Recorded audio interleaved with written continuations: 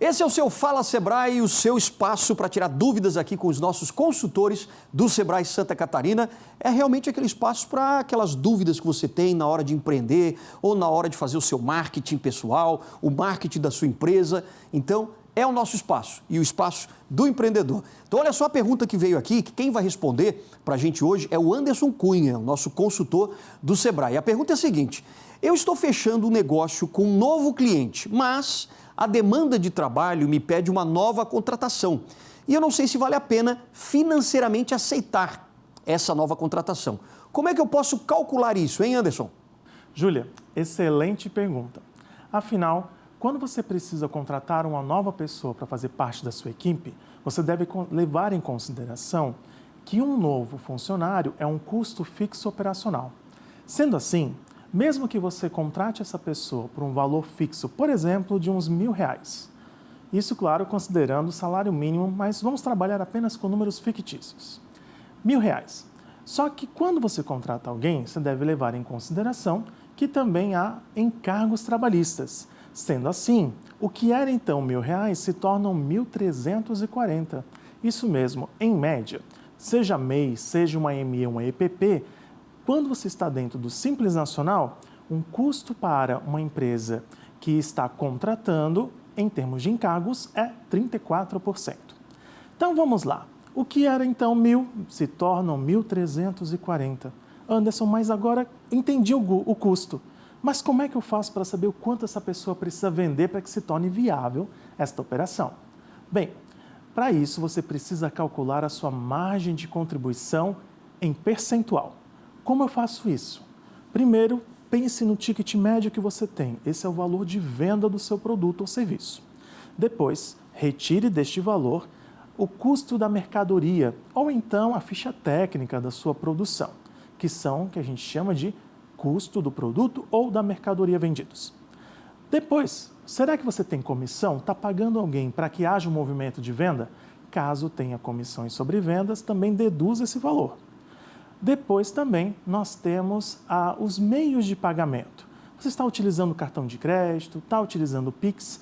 Caso tenha alguma modalidade com custo, retire este custo. Basicamente, esses são as principais modalidades. Considerando o último agora, impostos. Então, se você é MEI, seu valor é fixo, não entra na conta. Mas se você é uma ME, um EPP, como o caso do Simples Nacional, o lucro presumido, tire também esse percentual da conta. Deduzidos, então, venda, menos o custo da produção, menos os impostos, menos os meios de pagamento e a comissão, você tem o que a gente chama de margem de contribuição. Imagine que sobrou uma margem em torno de 50%. Se até então era 1.340, basta pegar esse custo fixo agora, esse custo fixo operacional novo, e dividir por esta margem de 50%. Assim, você sabe exatamente o quanto esse funcionário tem que vender no mínimo para que valha a pena a sua nova contratação. Muito bem, vem aí a segunda pergunta. Eu tenho uma panificação artesanal que tem dado certo e eu percebo que poderia também vender bem mais se eu tivesse uma estrutura maior e também com mais funcionários. Mas entenda que eu sou boa em fazer pães e não em gestão. Como fazer então o meu negócio se desenvolver e crescer ainda mais? Mário, muito boa essa sua pergunta, hein?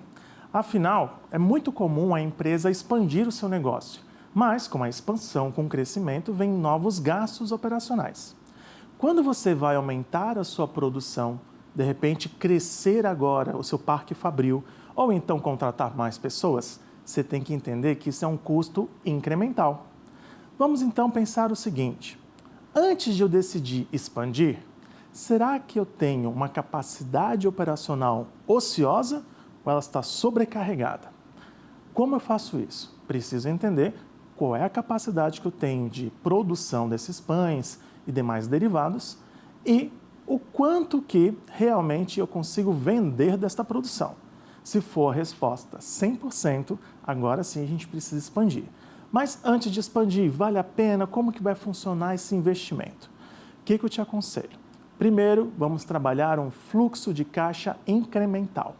Como funciona isso? Primeiro, você precisa identificar o quanto que é capaz de gerar de nova receita com este aumento do teu parque.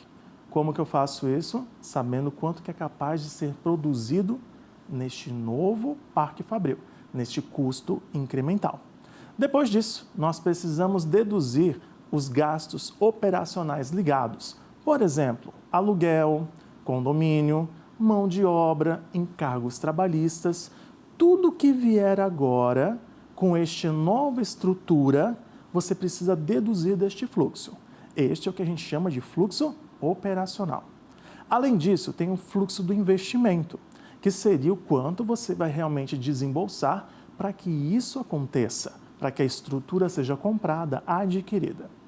Por fim, tire também deste cálculo o quanto você vai pagar de parcela nesse financiamento também da sua estrutura. Se o seu fluxo for positivo, segue em frente, porque assim você vai ter condições de aumentar a sua produtividade.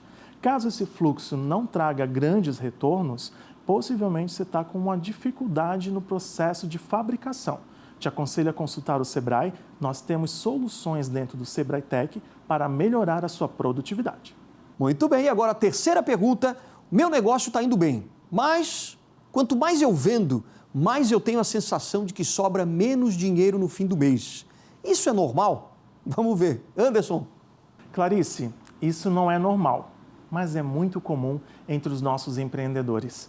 Cada vez mais eles sentem que crescer em termos de venda gera menos resultado. Por que isso? Clarice, você pode estar passando por duas situações específicas. Na primeira situação, você está tendo uma margem de contribuição negativa.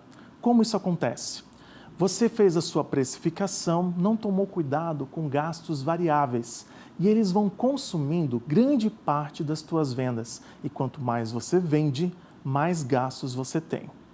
Então, vamos analisar a sua margem de contribuição. Aconselho a você rever a sua precificação. Caso não seja isso, o que está acontecendo com você é que a sua necessidade de capital de giro está maior. Por que isso? Estou vendendo mais, portanto, posso estar comprando demais as mercadorias à vista, isso aumenta o meu prazo médio de recebimento, uma vez que eu também venda à vista para esse cliente, dando mais condições para ele. Estou reduzindo o meu prazo médio de pagamento, porque eu estou pagando à vista, ou então estou estocando demais. Se essas três condições estiverem prejudicadas, a sua necessidade de capital de giro aumenta.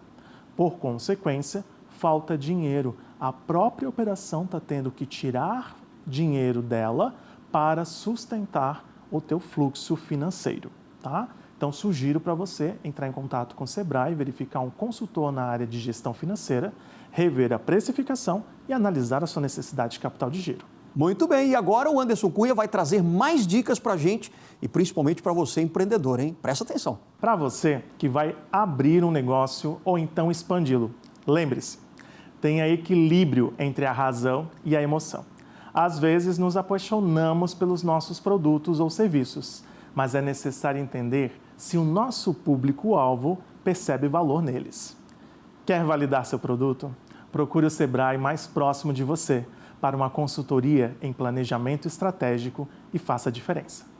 Muito bem, valeu Anderson, obrigado pelas dicas, pelas respostas, né? Tenho certeza que vai inspirar muita gente aí, muito empreendedor. E se você, empreendedor, ainda não mandou a sua pergunta para cá, mande para a gente. O nosso e-mail está aparecendo aqui no vídeo, producãotvinovaSC@ndtv.com.br. E o Fala Sebrae volta na próxima ocasião. Até lá!